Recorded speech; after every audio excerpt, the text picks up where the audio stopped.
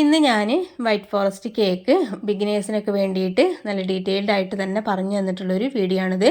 അപ്പോൾ ആദ്യമായിട്ടൊക്കെ ചെയ്യുന്നവർക്ക് വേണ്ടിയിട്ട് കറക്റ്റായിട്ട് തന്നെ സ്കിപ്പ് ചെയ്യാതെ വീഡിയോ കണ്ടിട്ടുണ്ട് എന്നുണ്ടെങ്കിൽ ഒട്ടും തന്നെ ഫ്ലോപ്പ് ആവാതെ നല്ല ടേസ്റ്റി ആയിട്ടുള്ളൊരു കേക്ക് തയ്യാറാക്കി എടുക്കാനായിട്ട് കഴിഞ്ഞോളും.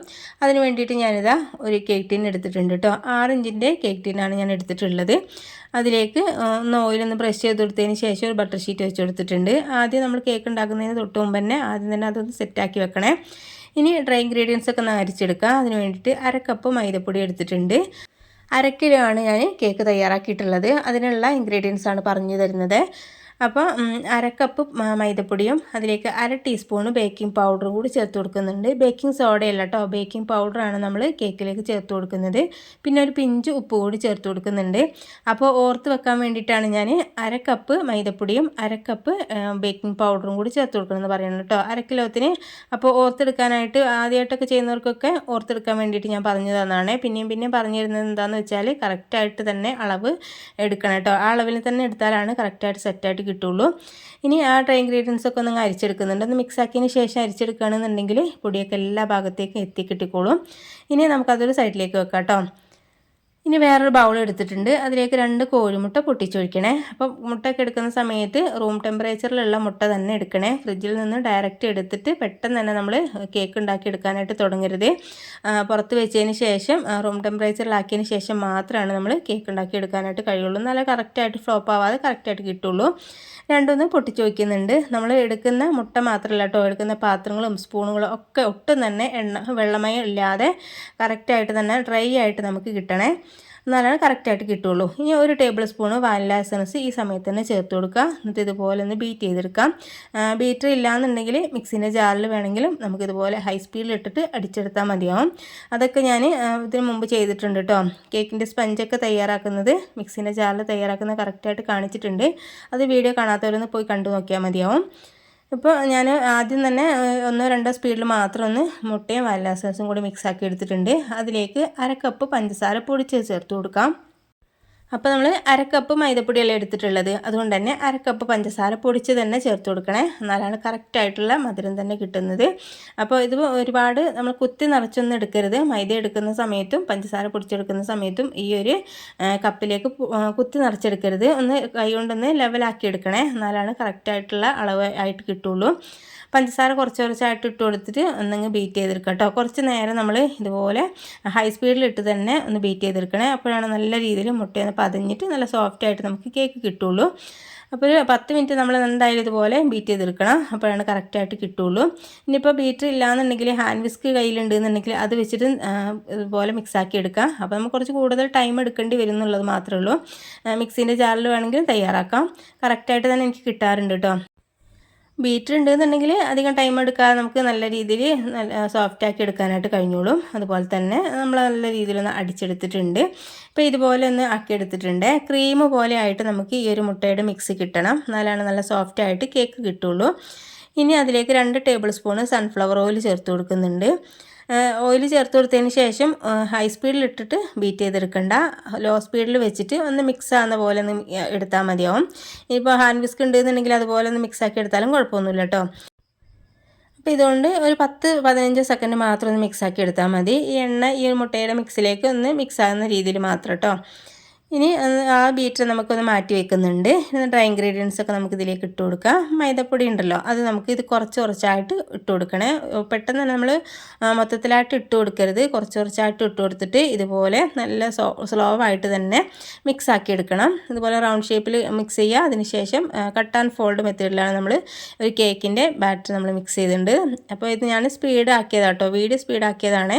നമ്മൾ ചെയ്തെടുക്കുന്ന സമയത്ത് എത്രയും പതുക്കെ നമുക്ക് ചെയ്യാൻ പറ്റും അത്രയും പതുക്കെ തന്നെ സ്ലോ ആക്കിയിട്ട് തന്നെ മിക്സാക്കി എടുക്കണേ. എന്നാലാണ് ഈ ഒരു മുട്ടയുടെ സോഫ്റ്റ്നെസ് നഷ്ടപ്പെടാതെ കറക്റ്റായിട്ട് സ്പഞ്ച് തയ്യാറാക്കുന്ന സമയത്ത് കറക്റ്റായിട്ട് കിട്ടുള്ളൂ. അപ്പോൾ ഇതുപോലെ നല്ല രീതിയിലൊന്ന് ഈ മൈദപ്പൊടിയൊക്കെ എല്ലാ ഭാഗത്തേക്കും മിക്സ് ആകുന്ന രീതിയിൽ ഇതുപോലെ മിക്സാക്കി എടുക്കുന്നുണ്ട്. അപ്പോൾ ഇതിൻ്റെ ഒരു പാകം കണ്ടില്ലേ, റിബൺ കൺസിസ്റ്റൻസിയിലാണ് നമുക്ക് ഈ ഒരു ബാറ്റർ കിട്ടേണ്ടത്. ഇനി നമ്മൾ ഈ ഒരു കേക്ക് ടിന്നിലേക്ക് ഒഴിച്ചു കൊടുക്കുന്ന സമയത്ത് കണ്ടില്ലേ, ഈ ഒരു പാകം കറക്റ്റായിട്ട് നമുക്ക് കിട്ടണേ. എന്നാലാണ് കറക്റ്റായിട്ട് നല്ല സോഫ്റ്റായിട്ട് കിട്ടുള്ളൂ കേട്ടോ. ഇനി നമ്മൾ കൈ വെച്ചിട്ട് ഇതുപോലെ ഒന്നങ്ങ് ടാപ്പ് ചെയ്ത് കൊടുക്കുന്നുണ്ട്. എയർ ബബിൾസ് എന്തെങ്കിലും ഉണ്ടെന്നുണ്ടെങ്കിൽ പുറത്തേക്ക് പോകാൻ വേണ്ടിയിട്ടാണ്. ഇനി ആ സമയം കൊണ്ട് ഞാനൊരു പാത്രം വെച്ചിട്ടുണ്ടായിരുന്നു. അതിലേക്ക് റിംഗ് ഒന്ന് ഇറക്കി വെച്ചതിന് ശേഷം അടച്ച് വെച്ച് കൊടുക്കുക. ഹൈ ഫ്ലെയിമിൽ വെച്ചിട്ട് നമ്മളൊരു 10 മിനിറ്റ് ചൂടാക്കി എടുക്കുക. അതിന് ശേഷം നമ്മൾ ഈ ഒരു കേക്കിൻ്റെ ബാറ്റർ വെച്ച് കൊടുത്തതിന് ശേഷം മീഡിയം ടു ലോ ഫ്ലെയിമിൽ ഏറ്റവും തീ കുറച്ച രീതിയിൽ വെച്ച് കൊടുക്കുന്നതായിരിക്കും നല്ലത്. ഒരു അരമണിക്കൂറിന് ശേഷം തുറന്ന് നോക്കിയാൽ മതി. അതിന് മുമ്പ് തുറന്ന് നോക്കുകയാണെന്നുണ്ടെങ്കിൽ കേക്കിൻ്റെ മുകൾ ഭാഗം ഒന്ന് കുഴിഞ്ഞു പോകാനൊക്കെ ചാൻസ് ഉണ്ട്. അപ്പോൾ അത് പ്രത്യേകം ശ്രദ്ധിക്കണം. എന്നിട്ട് ഇതിൻ്റെ മുകളിലായിട്ട് കനൽ എന്തെങ്കിലും ഒന്ന് വെച്ച് കൊടുക്കുകയാണെന്നുണ്ടെങ്കിൽ ഒട്ടും തന്നെ പുറത്ത് പോവാതെ സെറ്റായിട്ട് നമുക്ക് കിട്ടിക്കോളും. ഈ ഒരു പാന് നമ്മൾ ആദ്യം തന്നെ ചൂടാക്കാനായിട്ട് വെക്കണേ. അതിന് ശേഷമാണ് നമ്മൾ മുട്ടയുടെ മിക്സൊക്കെ ഒന്ന് ബീറ്റ് ചെയ്തെടുക്കാനായിട്ട് തുടങ്ങാൻ പാടുള്ളൂ. എന്നാലാണ് നല്ല രീതിയിൽ ചൂടായിട്ട് കിട്ടുള്ളൂ. ഇനി അതൊന്ന് ബേക്ക് ചെയ്യുന്ന സമയം കൊണ്ട് നമുക്ക് ക്രീമൊക്കെ ഒന്ന് ബീറ്റ് ചെയ്തെടുക്കാം കേട്ടോ. അതിന് വേണ്ടിയിട്ട് ഒരു 1/4 കപ്പ് വിപ്പിംഗ് ക്രീം എടുത്തിട്ടുണ്ട്. അത് നമുക്ക് നല്ല രീതിയിലൊന്നങ്ങ് ബീറ്റ് ചെയ്തെടുക്കുക. സ്റ്റിഫായിട്ട് നമുക്ക് കറക്റ്റായിട്ട് തന്നെ കിട്ടണേ. അതുകൊണ്ടാണ് നമ്മൾ ആദ്യം തന്നെ ലോ സ്പീഡിൽ വെച്ചിട്ട് ഒന്നങ്ങ് ബീറ്റ് ചെയ്തെടുക്കുക. അതിന് ശേഷം സ്പീഡ് കൂട്ടി വന്നിട്ട് നല്ല രീതിയിൽ നമുക്ക് ഈ ഒരു ക്രീം സ്റ്റിഫ് ചെയ്തെടുക്കാൻ മതിയാവും. അപ്പോൾ അത് നല്ല രീതിയിലൊന്ന് സോഫ്റ്റായിട്ട് തന്നെ നമുക്കിത് കിട്ടിയിട്ടുണ്ട് കേട്ടോ. അപ്പോൾ ഇതിൻ്റെ ഒരു പാകം എന്ന് പറയുന്നത് നമ്മളിതിൽ നിന്ന് എടുക്കുന്ന സമയത്ത് കണ്ടില്ലേ, ഇതിൽ നിന്ന് പിടിക്കുന്നൊരു രൂപത്തിൽ നമുക്ക് കിട്ടണം. അത് മാത്രമല്ല നമ്മളിന്ന് മറിച്ചിട്ട് കൊടുക്കുന്ന സമയത്തൊന്ന് കമിഴ്ത്തുന്ന സമയത്ത് ഇതിൽ നിന്ന് പുറത്ത് പോവുകയും ചെയ്യരുത്. ആ ഒരു പാകമാണ് നമുക്ക് ഈ ഒരു ക്രീമിന് കിട്ടേണ്ടത്. ഇത് നമുക്കിന്ന് ഫ്രിഡ്ജിലേക്ക് വെച്ചാൽ മതി കേട്ടോ. ഇത് നമുക്ക് കേക്ക് ഒന്ന് ബേക്ക് ചെയ്യുന്ന കിട്ടുന്ന സമയം കൊണ്ട് ബാക്കിയുള്ളതൊക്കെ ഒന്ന് സെറ്റാക്കി വെക്കാമല്ലോ. അതുകൊണ്ടാണ് ഞാനിതാ ചോക്ലേറ്റ് എടുത്തിട്ടുണ്ട്. അതൊന്ന് ഇതുപോലെ കത്തി വെച്ചിട്ടൊന്നങ്ങ് ഗ്രേറ്റ് ചെയ്തെടുക്കുന്നുണ്ട്. അപ്പോൾ അതും നമുക്ക് സെറ്റാക്കി വെക്കുകയാണെന്നുണ്ടെങ്കിൽ കേക്ക് ഒന്ന് ഡെക്കറേറ്റ് ചെയ്യുന്ന സമയത്ത് പെട്ടെന്ന് തന്നെ ചെയ്തെടുക്കാമല്ലോ. അതുകൊണ്ടാണ് ഈ സമയം കൊണ്ട് തന്നെ നമുക്ക് ഈ ഒരു കേക്ക് ഒന്ന് ബേക്കായി കിട്ടിയിട്ടുണ്ട്. ഒരു 30 മിനിറ്റ് കഴിഞ്ഞിട്ടുണ്ട്. ആ സമയത്ത് ഞാൻ തുറന്ന് നോക്കിയ സമയത്ത് കറക്റ്റായിട്ട് കുക്കായി കിട്ടിയിട്ടുണ്ടായിരുന്നു. ഒന്ന് ജസ്റ്റ് ഒന്ന് കുത്തി നോക്കിയാൽ മതി കേട്ടോ. ടൂത്ത് പിക്കോ എന്തും വെച്ചിട്ട് ഒന്ന് കുത്തി നോക്കുന്ന സമയത്ത് ഒട്ടി പിടിക്കുന്നില്ല എന്നുണ്ടെങ്കിൽ കറക്റ്റായിട്ട് കുക്കായി കിട്ടിയിട്ടുണ്ടാവും. ഇനി നമുക്കിത് ചൂടാറിയതിന് ശേഷം ഇതിന് സൈഡ് ഭാഗത്തൊക്കെ ഒന്ന് ഇതുപോലെ സ്പാച്ചിൽ വെച്ചിട്ടൊന്ന് വിടിയിക്കുന്ന സമയത്ത് പെട്ടെന്ന് തന്നെ വിട്ട് കിട്ടിക്കോളും. ചൂടാറിയതിന് ശേഷം എടുക്കണേ, അല്ലെങ്കിൽ പെട്ടെന്ന് തന്നെ പൊട്ടി പോകാനൊക്കെ ചാൻസ് ഉണ്ട്. അത്ര സോഫ്റ്റ് ആയിരിക്കും ഈ ഒരു കേക്കിന് നമുക്ക്. അതുകൊണ്ട് തന്നെ സൈഡ് ഭാഗം ഒന്ന് വിടിയിക്കുക. അതിന് ശേഷം ഒന്ന് ഡീമോൾഡ് ചെയ്തെടുക്കുക. ബട്ടർ ഷീറ്റൊക്കെ ഒന്ന് എടുത്തതിന് ശേഷം തൊട്ട് നോക്കുന്ന സമയത്ത് കണ്ടില്ലേ നല്ല സോഫ്റ്റ് ആട്ടോ, നല്ല സ്പോഞ്ച് പോലെ തന്നെ നമുക്ക് ഇതുപോലെ കിട്ടിയിട്ടുണ്ട്. ഇതൊരു 3 ലെയർ ആക്കിയിട്ട് ഞാൻ കട്ട് ചെയ്തെടുത്തിട്ടുണ്ട്. 3 ലെയറാണ് ഞാൻ ഈ ഒരു കേക്ക് തയ്യാറാക്കുന്നത്. അതുകൊണ്ട് തന്നെ ഇനി കേക്ക് ബേസ് ഞാൻ വെച്ച് കൊടുത്തിട്ടുണ്ട്. അതിലേക്ക് കുറച്ച് ക്രീം ഒന്ന് അപ്ലൈ ചെയ്ത് കൊടുക്കുക. അതിന് ശേഷം നമുക്ക് സ്പഞ്ച് ഓരോ പീസും വെച്ച് കൊടുക്കുകയാണ് ചെയ്യുന്നത്. അടിഭാഗത്ത് ഒരുപാട് ക്രീം ഒന്ന് അപ്ലൈ ചെയ്ത് കൊടുക്കണ്ട, കുറച്ച് മാത്രം ഒന്ന് അപ്ലൈ ചെയ്ത് കൊടുത്താൽ മതി. അതിന് ശേഷം ഒരു പീസ് സ്പഞ്ച് എടുത്ത് വെച്ച് കൊടുക്കുക. അതിനുശേഷം കൈ വെച്ചിട്ട് ജസ്റ്റ് ഒന്ന് പ്രസ് ചെയ്ത് കൊടുക്കുക. അതിന് മുകളിലായിട്ട് നമ്മൾ ഷുഗർ സിറപ്പ് വെച്ച് കൊടുക്കുക. ഒന്ന് വെറ്റ് ചെയ്തെടുക്കുക കേട്ടോ.